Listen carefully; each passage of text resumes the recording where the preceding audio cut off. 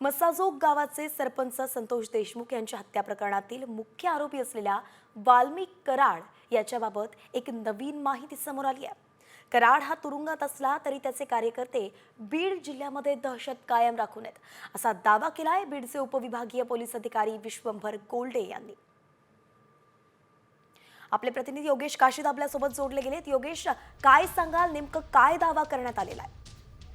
नक्कीच संतोष देशमुख हत्या प्रकरणामधले नवनवीन जबाब आणि धक्कादायक माहिती समोर येत आहे। अशातच आता बीडचे उपविभागीय पोलीस अधिकारी विश्वंभर गोल्डे यांचा एक जबाब साम टीव्हीच्या हाती लागलेला आहे। संतोष देशमुख यांचं 9 डिसेंबर रोजी अपहरण करून हत्या झाली आणि त्याच्यानंतर वाल्मिक कराडला 31 डिसेंबरला अटक करण्यात आली। त्याच अटकेदरम्यानचा जे की विभागीय पोलीस अधिकारी विश्वंभर गोल्डे यांचा 23 फेब्रुवारीचा जबाब समोर आलेला आहे आणि वाल्मिक कराड जेलमध्ये असताना कार्यकर्त्यांची बाहेर देखील दहशत असल्याचं त्यांनी म्हटलेलं आहे।